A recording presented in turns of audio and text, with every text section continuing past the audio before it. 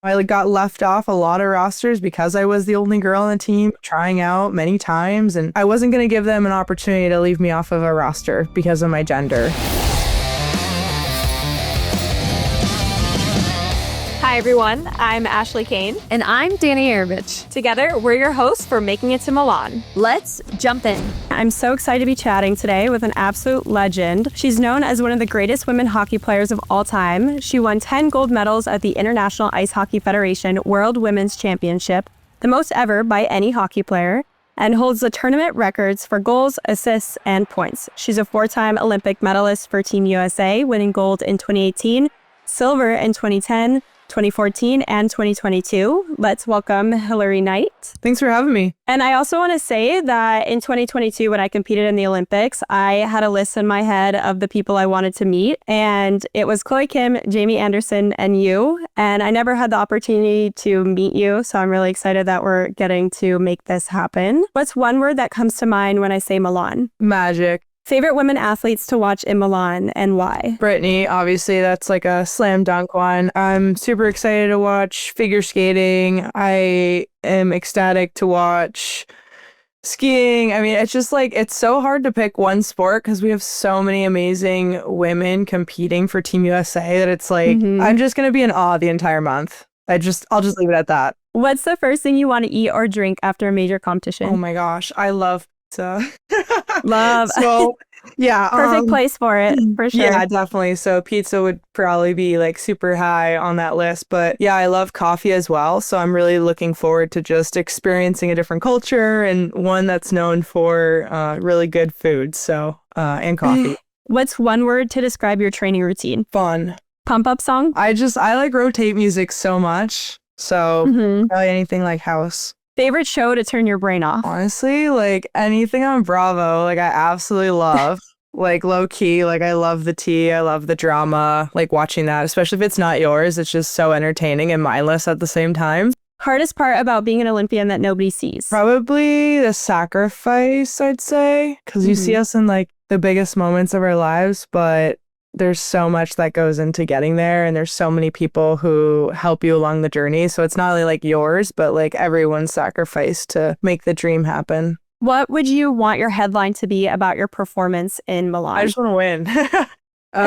So that's a good one. Yeah, like winning is the goal. But no, I think we're gonna have a lot of fun. Obviously, the Olympics is so special in its own right, and then when you add best on best competition, it's a fun time. So you began playing hockey at a really young age. How did you first get into the sport? I moved from California to Illinois, and it was just a way for my brothers and I to meet other people in the community. And so we started skating, and then naturally seeing all the hockey equipment and the gear and the sticks and all that stuff, we were like, oh, let's try that. And it sort of just snowballed and haven't really looked back since. But my parents learned the sport with us, which I think is very unique because I think a lot of the times you have someone in your family that's playing or like an older sibling that's played or there's some connection. And we really didn't have any connection to the sport whatsoever. So it was really unique to be able to learn with our family. Was there something that you really loved when you first started that you remember kind of catapulting you into the sport? Yeah, honestly, like I loved just like how fast I felt skating. And it's so funny now, like looking back, I was probably crawling out there, but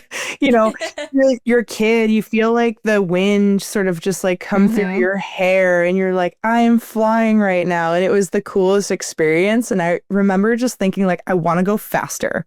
And so every time I got on the ice, I was like, I want to go faster. I want to cross over. I want to skate backwards. And it just kind of built from there. When you were younger, you were having to play on a lot of boys' teams. Can you speak to why you had to do that and what that was like? There just weren't as many accessible options for girls and women at that time. And fortunately now it's changed a lot. We still have a great ground to continue to build on for that. But yeah, it was just sort of co-ed. It's just you kind of like hopped out there and you did your thing. And, you know, I got left off a lot of rosters because I was the only girl on the team, trying out many times. And that was frustrating, but it just instilled this like competitiveness that when I got on the ice, I wasn't going to give them an opportunity to leave me off of a roster because of my gender. Sometimes it happened, other times it didn't. And now I am where I am today, which like very happy with how girls and women's hockey has grown in the United States. Continue to be proud of the trajectory of the sport, because if we're limiting barriers, so many more people can get involved with the sport, whether it's actually playing it or being a fan. And that's what you want. Like, I fell in love with the sport just purely out of sport, right? And so I want to be able to share that with as many people as possible. So I'm really happy with where the game has grown and where it's going to continue to grow. I'm sure you're a role model for so many women and young girls that are within your sport and other sports. But growing up, did you have anybody that you look to as a role model? Yeah, I actually wear number 21 right now because Cami Granato, she is legendary. But at that time, that was the only person I knew that was a woman that played hockey. And while I could look to the NHL, like we didn't have the PWHL back then. We didn't have like these like tangible role models, right? And so I got to see Cami play in the 98 games. What I remember or don't remember from that is, you know, it is what it is, but I remember number 21 and Cami Granato and the way she played and the way she carried herself. And to me, it was so impactful that when I had the opportunity to wear the United States jersey, you get to put down like what numbers. And I was like, there's no way they're going to give me this number, but I'm going to at least ask. And sure enough, I was able to get number 21 and continue to, you know, move that legacy forward in that way with the number, which is really cool. That's incredible. I feel like you probably wear that with a lot of pride when you're out there on the ice. And obviously, you're not a stranger to any major international competition, but what will it mean for you to compete in Milan? Milan, for me, is going to be really special because 2022, we didn't have friends and family. And I think I didn't really understand the entirety of the Olympic Games without the absence of friends and family, if that makes sense, like in a really weird way. And so the opportunity for friends and family now to travel, to go cheer us on, to experience the Olympic Games, to just be a part of the Olympic spirit is just so special. So I have a lot of gratitude for being able to obviously go to 5 Olympic Games is amazing, but there's so much that goes along that journey, whether it's like the actual team, the team behind the team, the friends and family support, like all these people that help you get there. But also because we get to have people cheering us on in stadium, in arena, and we so desperately like missed that last time through. The world was what it was at the time, and we were all taking our, our precautions with the global pandemic. But yeah, the absence of just makes me extremely grateful to be able to share these moments with people that I love most. I feel the same way. My only Olympics and my first Olympics was 2022, so I don't really have anything to go off of other than that experience. But my parents were my coaches my whole career. And so my dad got to be there as a coach. So I felt really fortunate to be able to have him there. And I obviously saw through other people that they were really missing that. Are you going to have a lot of family and friends in Milan with you? Definitely. Yeah. So I'm really excited. And, I know it's a big commitment, right? It's hard to take off work. It's hard to get somewhere. It's the biggest moment for me, but for other people to continue to cheer me and us on is, really heartfelt, I guess. And, I hate to bring up 2022 in that way, right? Because the Olympics, regardless of how they're played, are always going to be special. But that was definitely something that I didn't notice until not having it. It was just, it's just a little bit different. Is there somebody in your life that's always there to support you when you've either had a challenging day or there to celebrate with you when you've had a great one? Definitely. Family's so important in that way. And obviously, like my partner, Britt, like she's going through very similar things. And, we're both in similar life cycles, similar parts in our careers. And so to be able to, we don't really come home to one another right now because she's in Salt Lake and I'm in Seattle with the pro season. But to, just to have someone that knows what you're going through and you can lean on and vice versa and cheer and champion. It means a lot. You've obviously been to many Olympic Games now, but what advice would you give to a woman training for their first ever games? Plot out goals to position yourself to get to where you want to be. Like simple like vision boards and like schedules, and not saying it's always going to align, right? Because, stuff happens, setbacks happen, obstacles happen. But at least for me, it was helpful to have a journey that, I would kind of revisit now and again if I was sort of trending in the right direction, and sort of having, self-evaluation and reflection points as well is super important. You kind of have to have a plan. I don't think things just like happen by mistake to play at the highest level. And so there is like a brilliance in that, I do think, and something that you can work towards. But I make it sound really simple, and it's not that simple either.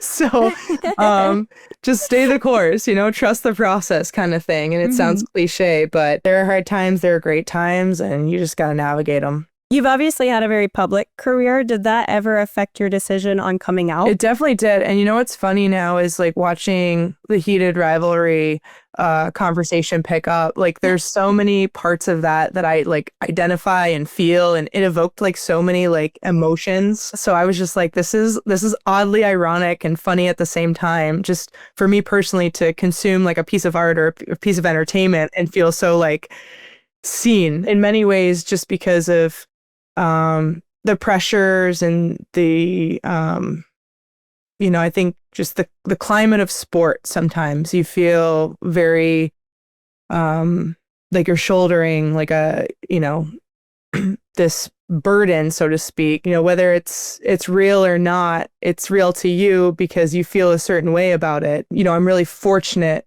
to have people to lean on. And so when I made the decision for me personally to come out, to really like shine more visibility on a community that is very prevalent in hockey, but doesn't necessarily have the spotlight a lot, was instrumental as a human for me, just to be a human, but also I think important, hoping that that story or my story can have a positive impact on somebody in some way, shape, or form. Being the face of a game that you think isn't ready for who you truly are is a really tough struggle internally, right? And so I think, I don't know if it's just things aligning and just having, just healthy conversations throughout the years, and figuring out like who I wanted to show up as and how I wanted to show up was really important to me. And fortunately, I had people to be able to support me in that way and have an opportunity to do that.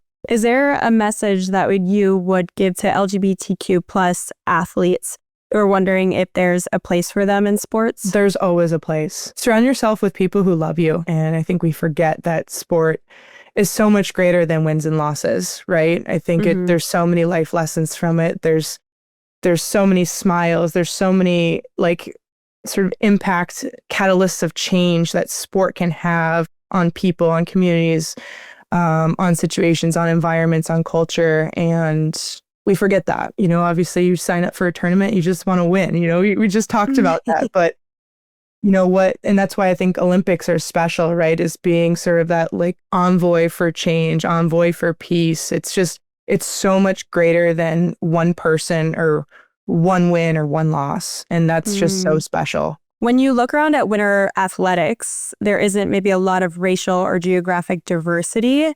What changes do you think could be made to help make winter sports more inclusive and accessible? For a long time, just looking at hockey, it's sort of been a niche sport, right? You don't interact with hockey by accident. You have to know somebody that brings you to the rink or brings you to the outdoor pond or whatever it may be. And then you have to have skates and you have to have the equipment. And so there's a lot of planning that goes in. And so I think just ice accessibility and accessible options for equipment just to introduce people to sport, because it's really expensive equipment, even if you're just going to try it one time, right? And so while I see more school and youth programs coming to the hockey rink a little bit more, it's really exciting because, now by accident, I guess, through school, people are experiencing hockey. And so it's becoming less of a niche sport with more barriers.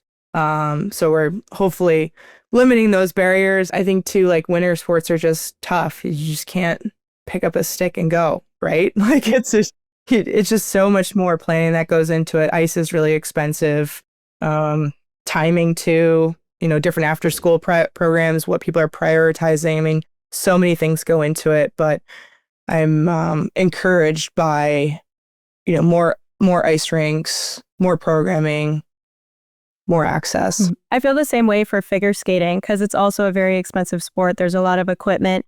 Getting into it, I feel like a lot of people normally say like, oh, I went to somebody's birthday or something was near the ice skating rink and we saw it and we wandered in. And now they're starting to do here in Dallas, especially Texas. Not a lot of people think of figure skating or ice sports when they think of Texas. And they've started to do a lot of try skating for free programs with figure skating and hockey. And I've just noticed more of an abundance of people walking in the doors and interested in the sport. And so I feel like that's a great way to start it. And hopefully that can happen in a lot more rinks. I know the resources aren't always there to be able to do that, but at least here in Dallas, they're trying to grow it that way and get people introduced into the sport in there. No, Done a good job with that. Yeah.